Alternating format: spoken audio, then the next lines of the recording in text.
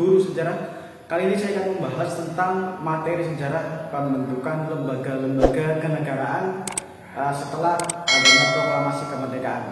Ya, setelah adanya proklamasi kemerdekaan, tentu saja Indonesia memerlukan namanya lembaga-lembaga kenegaraan untuk memperlancar proses pemerintahan yang baru terbentuk. Nah, pembentukan lembaga kenegaraan ini itu dilaksanakan melalui beberapa tahap, yaitu melalui sidang, ya, melalui sidang PPKI. Nah, pembentukan lembaga kenegaraan. Nah, lembaga kenegaraan ini dimulai atau dilaksanakan melalui beberapa tahap, yaitu dengan sidang PPKI. Nah, sidang PPKI itu 3 kali dilaksanakan, ya, sidang PPKI. Nah, sidang yang pertama itu pada tanggal 18 Agustus 1945. Nah, pada sidang yang pertama ini PPKI menetapkan tiga permasalahan. Yang pertama di sini adalah pemilihan presiden dan wakilnya. Ya, presiden dan wakilnya. Yang kedua di sini adalah menetapkan Undang-Undang Dasar 1945. Dan yang ketiga adalah bahwa pemerintahan itu dibantu Komite Nasional. Komite Nasional.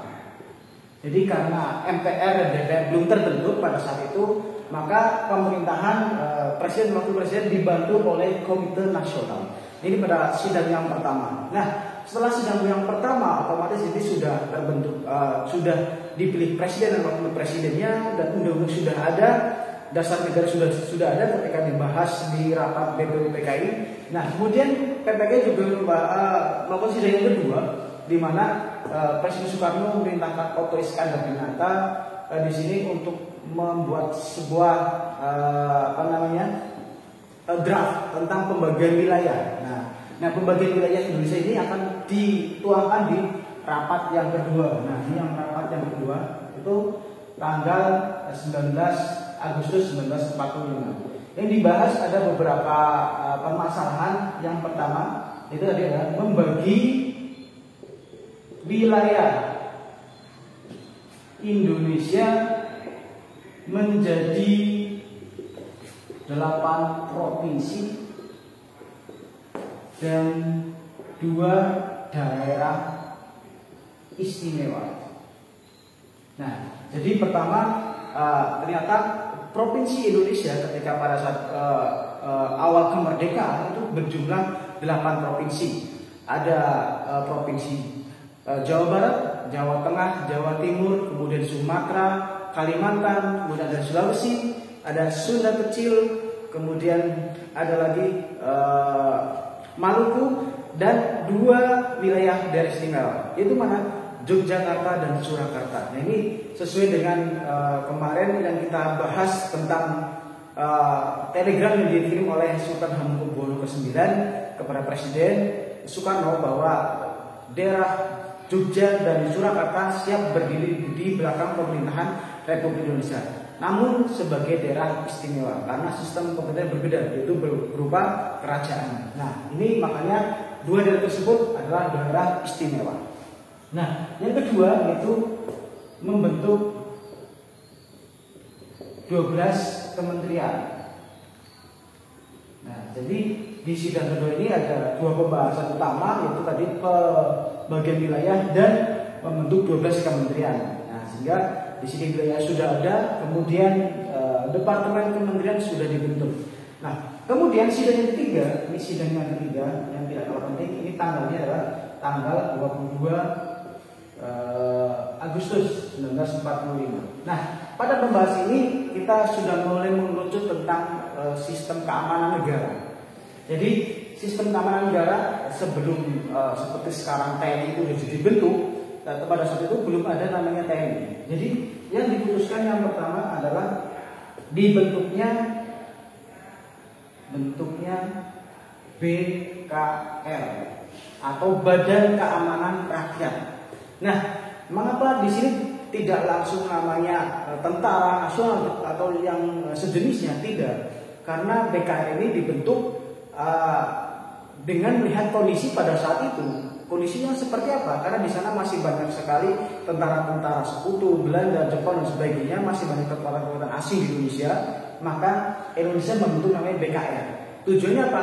Agar untuk apa istilahnya menghindari konflik-konflik atau benturan dengan kekuatan-kekuatan asing yang masih ada di wilayah Indonesia. Makanya dibentuk BKR, Badan Keamanan Rakyat, seperti itu. Nah, bagaimana badan-badan militer yang lain yang dulu sudah dibentuk oleh Jepang seperti PETA, Heiho, itu semuanya dibubarkan dan kemudian dilebur masukkan ke dalam namanya BKR. Pada awalnya itu bukan BKR sebenarnya, yaitu dibentuk namanya Badan Penolong Korban Perang. Itu tanggal 20 itu dibentuk sebenarnya. Tapi dilihat dari segi efektivitasnya, karena PETA dan Heiho masih ada, dan di sini boleh dileburlah, dibubarkan Badan Penolong Korban Perang tadi, dirubah namanya BKR, Badan Keamanan Rakyat. Dengan tujuan tadi adalah untuk menghindari gesekan ataupun konflik-konflik dengan kekuatan asing yang masih ada di Indonesia. Kemudian yang kedua yaitu dibentuknya PNI. Nah, ternyata PNI mulai dibentuk di rapat yang ketiga nih, Partai Nasional Indonesia sebagai partai tunggal. Jadi awalnya memang sebelum sistem demokrasi itu dilaksanakan di Indonesia dengan multi partai. Nah, di sini awalnya hanya satu partai dulu, yaitu partai milik dari Soekarno, yaitu Partai Nasional Indonesia (PNI). Nah, kemudian yang ketiga di sini adalah dibentuknya KNIP. Nah, di sini sebenarnya masih hampir sama ini KNIP dengan Komite Nasional. Ini awalnya hanya Komite Nasional. Nah, sedangkan ini Komite Nasional Indonesia Pusat yang berada di pusat itu di Jakarta sebagai perwujudan MPR dan DPR sebelum dibentuk. Jadi berupa Komite Nasional Indonesia Pusat. Dan kemudian yang daerah di mana? Komite Nasional Indonesia Daerah itu dibentuk di pada rapat yang kedua sebenarnya. Nah, di sini kita selipkan saja di sini yang C, yaitu dibentuk KNID, Komite Nasional Indonesia Daerah, itu di rapat yang kedua. Pusatnya tetap dibentuk di rapat yang ketiga. Nah, setelah KNIP itu dibentuk di bagian terakhir, maka PPKI selaku Panitia Persiapan Kemerdekaan Indonesia itu dibubarkan. Jadi setelah KNIP itu dibentuk, kemudian PPKI dibubarkan. Nah, seperti itu. Ini akhir dari PPKI. Ya mungkin karena tugasnya sudah selesai mengantarkan proses kemerdekaan, persiapan pembentukan lembaga-lembaga negara sudah terbentuk, maka peran sudah selesai dan PPKI dibubarkan. Seperti itu.